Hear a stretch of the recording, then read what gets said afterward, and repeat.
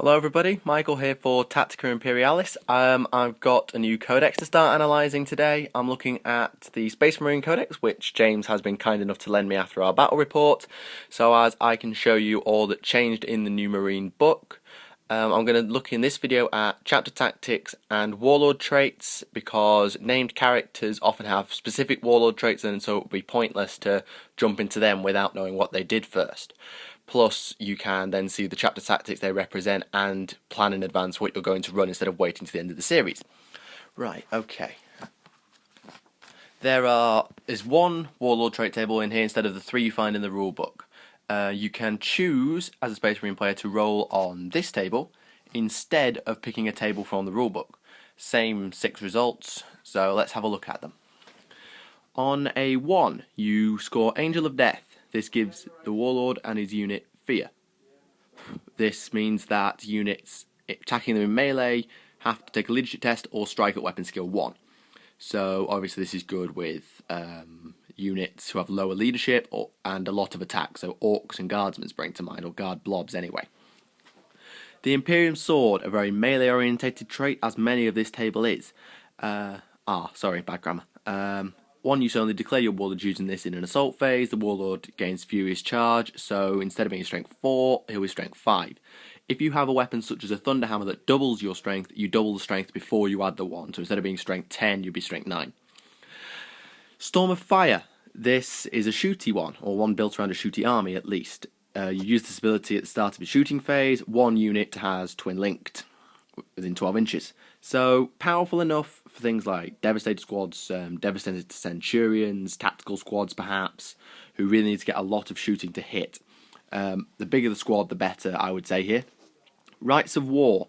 All units within 12 inches use his leadership. Considering I think every Space Marine character is leadership 10, this is a really good trait to have. Because instead of being leadership 8, they can be leadership 10 and hold their point. So obviously you don't want your men running off, because it can really screw your plans over, especially if you're running a fast list. Iron Resolve. Add 1 to the assault result if your warlord is in a melee. So if your character is locked in melee, add 1 to your assault result on wounds caused, meaning that instead of, say, losing by 1, you tying, you win by 1, whatever. This, I think, stacks with company standards or chapter banners, so expect that the two go together hand in hand. Champion of Humanity is another melee trait. This is very much a stacked melee character who tries to kill the enemy warlord in a challenge. If he does so, you gain D3 victory points on top of Slay the Warlord. So you gain 1 for Slay the Warlord as your secondary objective. However, with this you gain D3 plus 1. Obviously, if you do it in a sweeping advance, i.e. you break the unit and run them down, the points don't get awarded, you just get the 1 for Slay the Warlord. As I said, this is a very melee-based table, with perhaps the exception of Storm of Fire. So I suggest if your character is melee-based, then this is a good one. Otherwise, perhaps look elsewhere. Chapter Tactics. There are 7 chapter tactics for the 6 first founding chapters and the Black Templars. The Ultramarines have 3 doctrines within their chapter tactics. They can use each one once per game. So at the start of your turn, you say, I wish to use X doctrine, and you get it for that turn.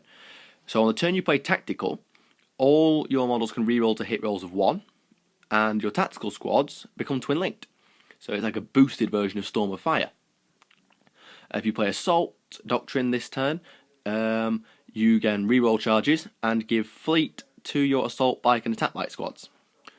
If you choose to play Devastator that turn, you can reroll to hit with Snapshots, including Overwatch, and Devastators gain Relentless unless they've got out of a transport.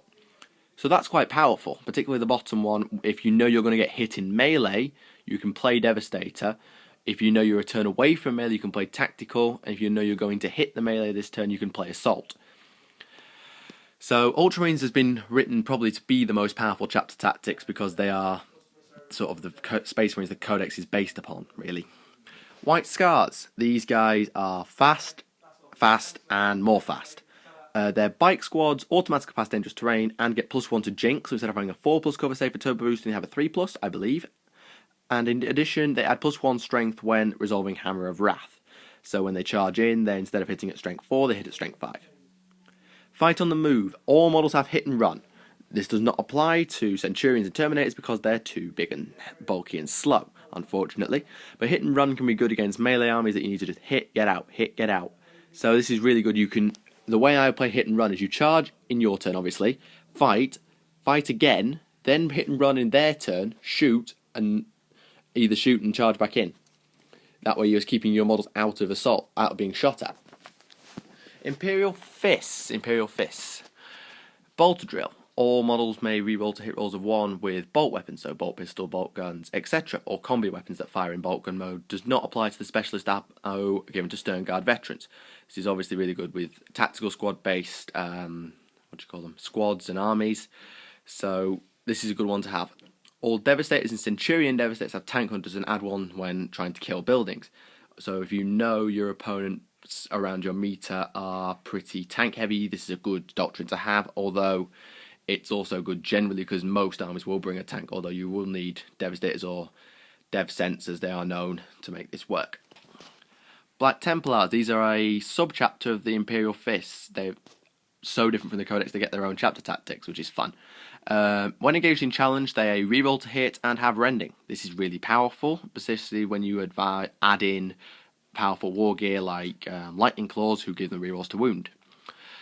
Crusader, they all have Crusader, which allows them to roll extra on consolidate moves or sweeping advances, and they have +1 to deny the witch. This is because they don't get librarians in Black Templars, so they need something to compensate. That's what Adamantium will do.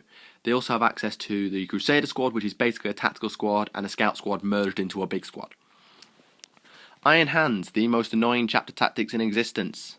All models in the detachment have Feel No Pain 6+, which, as you've seen in the battle report, can really save you from being killed. If you have a better Feel No Pain, you use that one. They don't add up, you just use the better one. All characters and vehicles can regenerate wounds that it will not die, which is really powerful. So you can't expect to keep a vehicle down. Add this to a Land Raider, you're in real trouble. Furthermore, Tech Marines, Masters of the Forge are better at fixing vehicles, which compounds the problem. Salamanders. These guys are obviously very fire-based, hence the name and everything. They can reroll saves against flamer weapons, as defined in the 40k rulebook. You'll need to look that up, because there are a lot of weapons classed as flamers. I believe it's all weapons that use a template, but I could be wrong. Furthermore, all their flamer weapons reroll to wound and reroll armor penetrations if they don't get a glancing or a penetrating. So things like Redeemer Flamestorm cannons or heavy flamers suddenly got a lot better. Master Artisans, each character can upgrade one of his weapons to have Master Crafted. I believe that means that he can reroll to hit with them, and it's for free, so it's a common thing to do, and quite good logic, particularly with powerful melee weapons but don't have a lot of attacks. Raven Guard, these guys all have scouts who can make forward moves and possibly gain outflank as well. On the first game turn, they'll have a 6+ cover save, or better depending. Does not apply to bulky or very bulky because, well, they're too big. So jump pack units don't get it. However, jump pack units get this. They can use jump packs in both movement and assault. So instead of having to move and then move jump pack and then assault like infantry, or move like infantry, assault with jump pack, they can use both. And they have rerolls to wound on the Hammer of Wrath. So pretty powerful, and it encourages using assault squads. That's all the chapter tactics. In terms of my favourites, I really like the Black Templars. I've always quite liked the Black Templars. I hate the Iron Hands playing against it, but I can see why it's so powerful. Salamanders, it's okay, but I just quite like the Salamanders themselves. When I get onto named characters, I'm going to go at Vulcan Hestan, or Hestan. Imperial Fists, quite powerful. Ultramarines, designed to be powerful. White Scars, pretty useful, and Raven Guard, also pretty useful. Next video in this series anyway, we'll look at the various HQ choices, well, the named character HQ choices, of which there is 3 pages, so that should be fun. If you have any opinions, be sure to let me know. Thank you for watching. My name is Michael, and I'll see you again.